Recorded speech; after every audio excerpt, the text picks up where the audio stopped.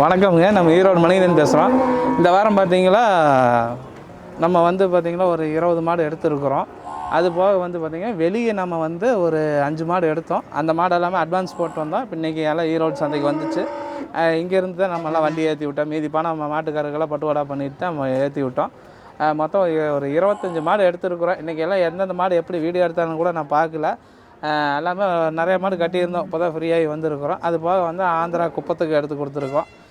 தமிழ்நாட்டில் விருதுநகர், கள்ளக்குறிச்சி, அப்புறம் எங்கள் லோக்கலில் 2-3 ஊர், ஒரு 5-6 ஊர் எடுத்து கொடுத்துருக்குறோம். மொத்தம் ஒரு 25 மாடு, 20 மாடு இங்கே எடுத்துருக்குறோம்.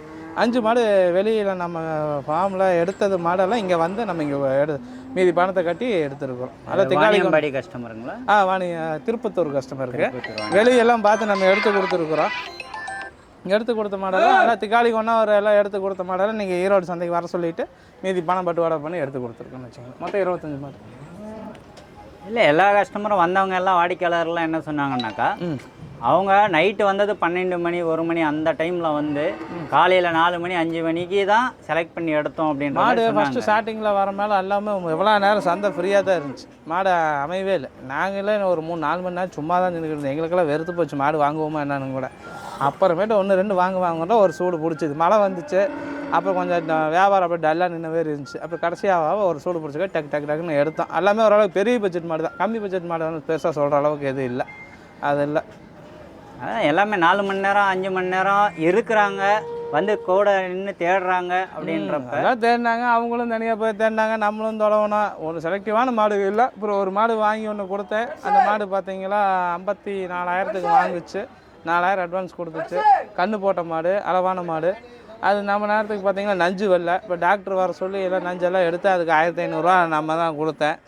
அடுத்தது அப்புறம் பார்த்தா டாக்டர் இது போய் நீ வைத்தியம் பண்ணுப்பா, கொஞ்சம் செலவு இருக்குன்னு சொல்லி மாட்டுக்காரரை கூப்பிட்டு மாட்டுக்கு கொடுத்தாச்சு. 4,000 அட்வான்ஸ் கொடுத்தேன். நான் போய் அந்த எவ்வளோ 3 மணி நேரம் கழிச்சு போய் அந்த மாட்டுக்கிட்ட மாட்டை திருப்பி கொடுத்துட்டு அட்வான்ஸ் கேட்டோம்னா பெரிய சந்தை நடக்கும்.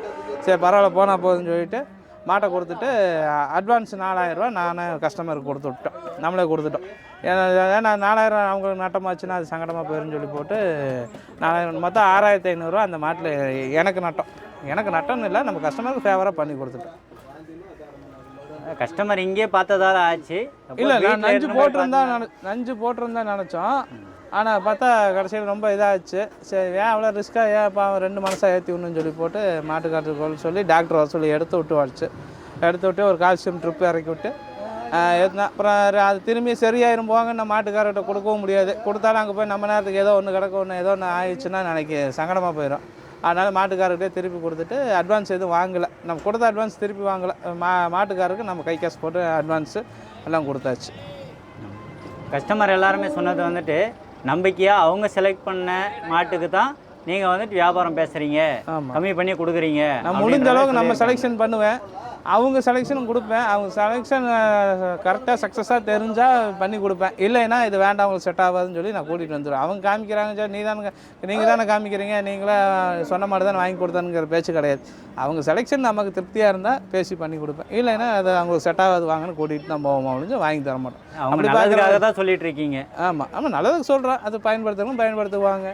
இல்லைன்னா இப்போ காலையிலேருந்து ஒருத்தர் சுழி சுத்தத்தில் வேணும்னு பார்த்துக்கிட்டே இருந்தாங்க. ஒரு மாடு எடுத்தாச்சு, ஒரு மாடு சுழி சுத்தத்திலே வேணும்னு சொன்னாங்க. நல்ல மாடு பார்த்தா அசவு சுழியிலே இருக்குது. இல்லை இது வேண்டாம்னு சொன்னாங்க. கடைசியில் அவங்களே வெறுத்து போய் பரவாயில்ல சுழியாக இருந்தால் பரவாயில்லன்னு சொல்லிட்டு அசவு சுழியில் ஒரு நல்ல மாடை ஒன்று எடுத்துகிட்டு போயிட்டாங்க. அதனால் அவங்கவுங்க இயல்பான இது தானே. எல்லாருமே இப்போ புதுசாக பண்ண வைக்கணும் அந்த மாதிரி இதெல்லாம் ஐடியாவில் நிறைய இளைஞர்கள்லாம் வராங்க, நம்மளாலும் பார்க்க முடியுது. அது வரவேற்கத்தக்கதா இல்லை இன்னும் அவங்களுக்கு அனுபவம் தேவையா? அதான் இளைஞர்கள்லாம் படிச்சுட்டு எல்லாம் வேலை வெட்டி உங்களாட்ட ஐடி கம்பெனியில் வேலை செய்கிற வேறு இருந்தால் நம்ம சொல்லலாம். எல்லாம் படித்து போட்டு எல்லாம் விவசாயத்தை நோக்கி தான் வராங்க.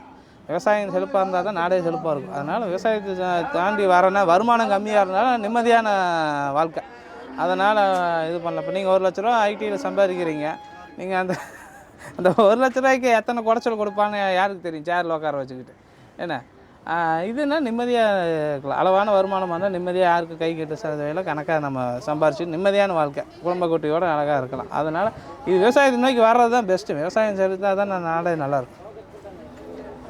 இல்லை இது யாருமே கண்டுக்கலாம், மாட்டு இனமே அழிஞ்சு போயிருமே. இதெல்லாம் திருப்பி திரும்பி வரக்காட்டி தானே இன்றைக்கி 50,000 விற்ற மாடு 70,000 போகுது, எங்கெங்கேயோ மாடு போகுது இல்லை, இன்றைக்கி லட்ச ரூபாய்க்கெல்லாம் போகுது. இன்றைக்கி நம்மளே ஒரு 1,13,000 ஒரு மாடு வாங்கி கட்டியிருக்கிறோம்.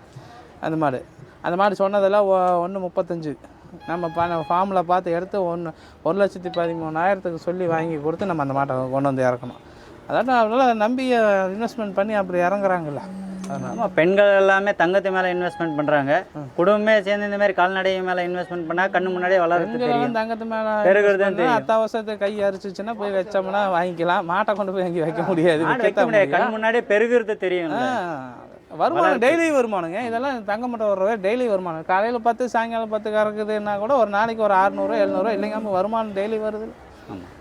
அது இருக்குது இல்லை. இன்றைக்கி ஒரு கட்டட வேலைக்கு போனால் கூட 500 600 ரூபாய்க்கு காலையிலேருந்து சாயங்காலம் முடி செங்கல் தூக்கணும், மண்ணை தூக்கணும், 4வது மாடி 3வது மாடி ஏறணும். அந்த 500 ரூபா சம்பாதிக்கிறவங்களுக்கு தெரியும்.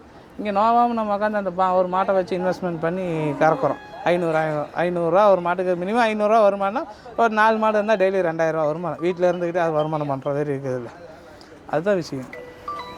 முடியல. இனி வரப்போகிற இதில் பார்த்திங்கன்னா கர்நாடகாவில் ஈரோடு மணிகண்டன் சேனல் ஓப்பன் ஆகுது. இதுலேயும் தமிழ்நாட்டிலையும் நம்மளுக்கு ஓடிட்டு இருக்குது. அடுத்து நம்ம வந்து கேரளாவிலையும் பண்ணலான்னு இருக்கிறோம். கேரளா சேனலும் ஒன்று ஓப்பன் ஆகுங்க, பார்க்கலாங்க. நன்றி.